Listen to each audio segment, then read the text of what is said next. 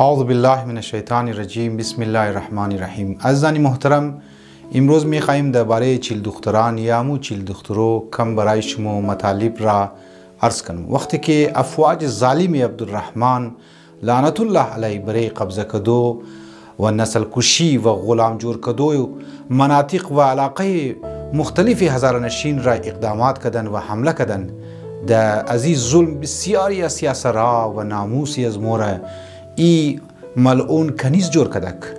در ای دوران چیل دخترو شجاع با حیا از بلندی کو خود خورا قربان مونن و از تجاوز دشمنا، از عفت خو، از پاکی خو، از حیای خو محافظت مونه و جان را به جانان تسلیم مونه.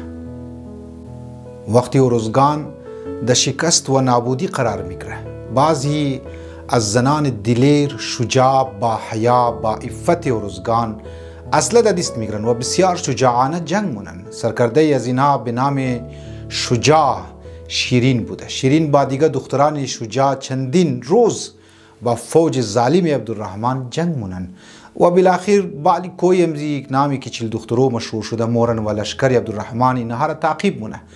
چند روزم اینها دوباره کت سنگ کد از فوج عبدالرحمن جنگ مونن. بالاخیر وقتی که سنگم حتی ختم مشه و اینا خسته مشن و فوج عبدالرحمن نزدیک مشه، دیگه اینجی علی تصمیم برای سربرای عزیزانها به نام شیرین هست که چی تصمیم میگیره، چی فیصله مونه.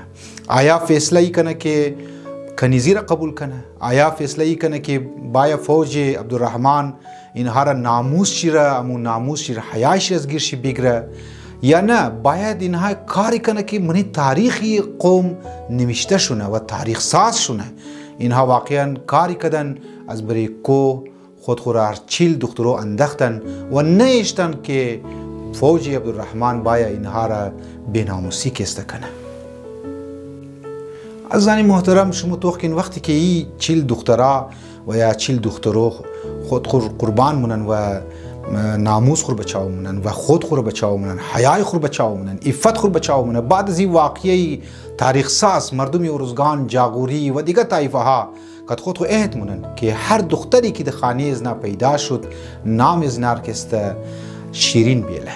لذا مو ای یک مختصر تاریخ را میخواستم در خدمت شما بیان کنم و تاریخ ازی مفصل است که چطور عبدالرحمن بریز موده تقریبا 1886 بود یا 1883 که این واقعه را رونما شد و بسیاری از مردمی از مو کشته شدن و از بین رفتن. تقریبا بعضی هم 64% مردمی از مو از بین رفتن.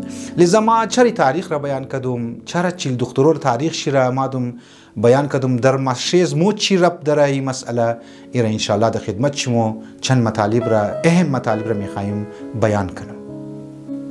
این مسئله تاریخی بسیار زیاد که در زندگی های از مو که معاشره از مو رب داره. مو باید بفهمیم که چی رب داره از زن من. او چیزی که بسیار واضحه، او چیزی که بسیار روشنه و مو میتونی از این مسئله تاریخی او را درک کنی یا بفهمیم او ایه که ای دختران شجاع و دلیر دارای روح بزرگ بودن. اگر اینا شناختی از خود خوره، فقط و فقط شناخت از خود خوره، جسمی از خود خور قرار میدادن یا در ذهن از اینا یا در فکری از اینا فقط امو شناخت جسمی از اینا بود یا شناخت دنیوی از اینا بود، اینها قطعا در مقابل عزیز ظالم قیام نموکدن و اصلا بال نموکدن و حتی اگر در آخری مرحله که اینا رسیدن اینا خود قربان هم نموکدن، از برای کو نمیخواستن که سب بندازن. چرا؟ چون که افکاری از اینا، فکری از اینا، ایدئولوژی از اینا، فکرش هم شناخت چی که درباره خود چی در ذهن چی بوده، اگر او مادی مو بود، مادی گرایی مو بود، اینها قطعا روی روزنا تسلیم شدن و خود خورا آماده میکردن و جسم خورا تعبیلی از اونها میکردن. لیکن این کار را اینا نکردن. چرا؟ از زن من شناختی حقیقی از خود خود فهمیده بود. اون شناختی که اهل بیت علیهم السلام از اهل بیت علیهم السلام گرفته بودن و اون شناختی که از مکتب اهل بیت و مکتب زینبی که است اینها گرفته بودن، مکتب حضرت زهرا سلام الله علیها گرفته بودن.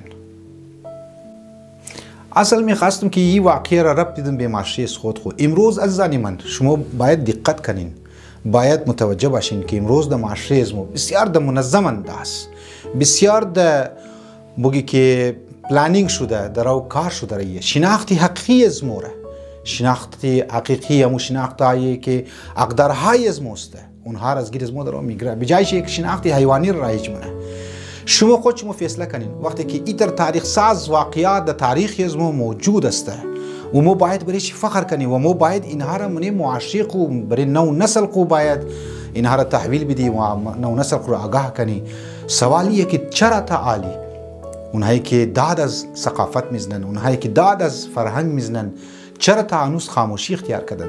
تا امروز را اینها یک ریزه سمینار یا یک سمینار یک پروگرام اینها برای ازی با عفت و اینها که خودون خود فهمیده بودن، شناخت خود فهمیده بودن، اقدار خود فهمیده بودن، قدر حیای خود اینا متوجه بودن، اینها منعقد نکرده. چرا این شناختی از اینا، چرا این تاریخ در من معاشره از مو اپلای نموشه، چرا اینها منی نو نسل از مو در انداخته نموشه؟ در حالی که بالعکس کر توخ کنی تو منی دنامی ثقافت، دنامی ثقافتی ازرگی، دنامی فرهنگی ازرگی جوان دخترهای از مو را میره شما میرین دمنی استیج میرین منی روی بری غیر مردم، روی بری نامحرم افرادها اونها را ناش کرامین.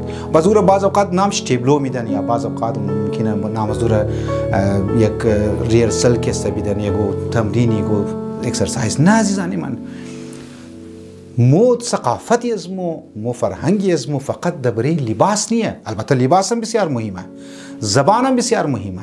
باید برای زبان باید کار شونه، باید برای لباس کسته باید کار شونه. البته نه فقط به حد زبانی بلکه به حد عملی هم.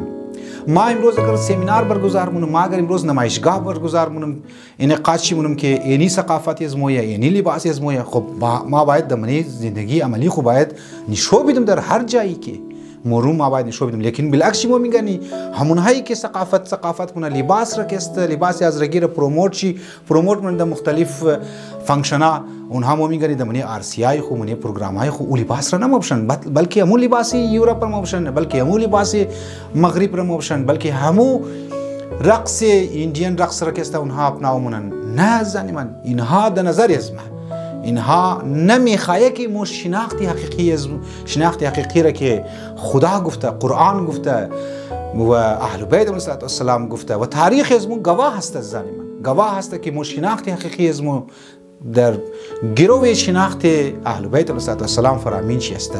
لذا اگر ایدئولوژی از مو که اگر مو اصلی حقیقت از مو جهانبینی از مو که خدا گفته، اهل بیت گفته و مونی تاریخ ما موجوده، اگر ما او را اپناو کنی یقین کی نزانی من اینها دیگه دمنی معاشره از مو جای نداره و اینها میقاین که منی معاشره بے بندوباری شونه. چرا؟ اگر دمنی معاشره بے بندوباری شد، اگر بین معاشره محرم و نامحرم فرقش ختم شد، حیوانی شناخت جایگزین شد بنا به جای شناخت حقیقی، دیگه از او بعد اینها در مفادات خو میرسن، اینها در امزو منافع شخصی خو جیبهای از نپور موشن، مردم بیدار نموشه، مردم را مشغول مونه به ازی به حیایی ها و به بندوباری ها.